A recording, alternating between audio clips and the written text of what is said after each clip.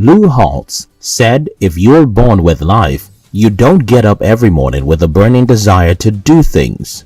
You don't have enough goals. And Brian Tracy said, all successful people, men and women, are big dreamers. They imagine what their future could be, ideal in every respect, and then they work every day towards their distant vision, that goal or purpose.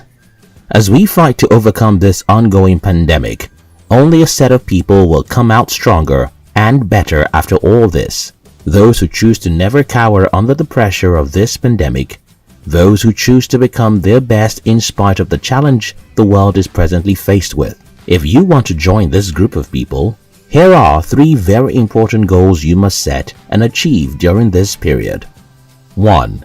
Determined to keep learning. John F. Kennedy said, leadership and learning are indispensable to each other. Those who are constantly willing to learn will constantly find the kind of growth they need to become better. As Brian Tracy is reputed to have said, when you increase your learning, you increase your earning. Learning doesn't only increase your earning ability, it also reduces your level of ignorance. I watched a live video of a presentation made by the governor of my state, and by the time the media reported it in the papers, the news was slightly twisted. I imagined if I had not been curious enough to watch what the governor would say, I would have gone ahead to believe the rubbish published by the media. People perish because they lack knowledge. I have seen men who complain so much about poverty, but yet have never read a book about money.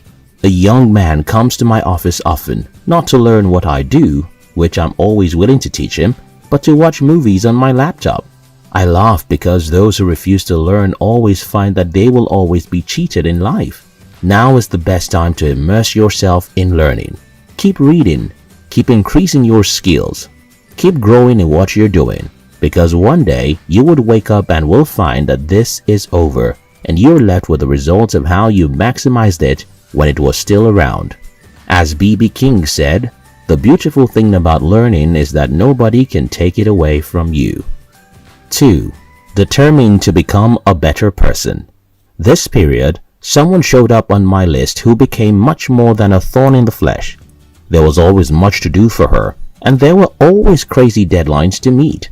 And with it all, she was unwilling to pay as much as she was supposed to. Frustrated, I observed I was constantly complaining and getting angry, without ever letting my vexations known to this person. Until recently, I realized I had been viewing the situation wrongly. Charles Swindoll said, life is 10% what happens to us and 90% how we react to it. I realized my reaction to the situation had been very poor. So I changed and found in it instead lessons I could learn to help me become a better person. Soon as I did, I discovered very serious lessons that will benefit me in future. One day, this pandemic will come to a close. 2 sets of people are going to emerge after this pandemic. People who lose themselves to bitterness and frustration, and people who chose to become better in spite of the trauma this brought upon us. Those second group of people will not only enjoy the best of life, but they will also have so many opportunities waiting for them to take from. Life circumstances can be viewed 2 ways, an opportunity or a disaster. You can sit and mope over what's happening now, or you can look upon it as an opportunity to become a better person. 3.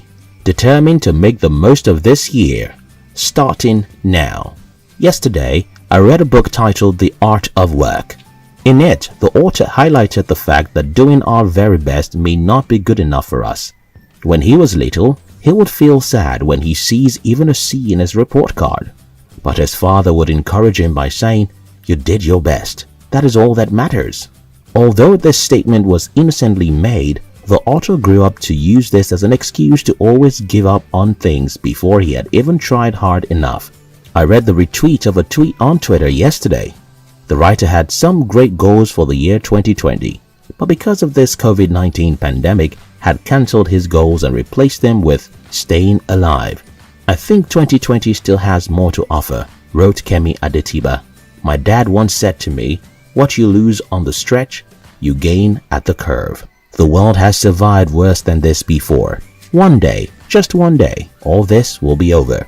You will wake up one day in this year, most likely, to see on the news that COVID-19 has been overcome, you will realize that all the world's fears and complaints have suddenly dissipated.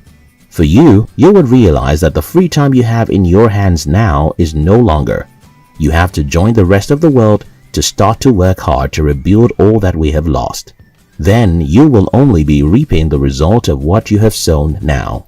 So, don't join the band of people who think it's over for us because of the long stretch of time. This COVID-19 pandemic is taking to leave. Don't believe the concept that staying alive is now all that matters.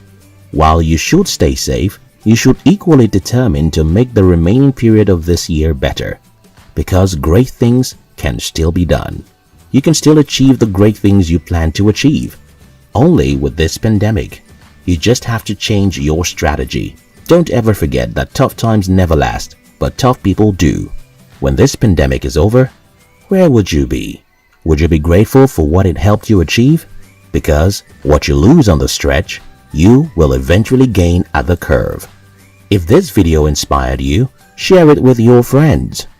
We love you.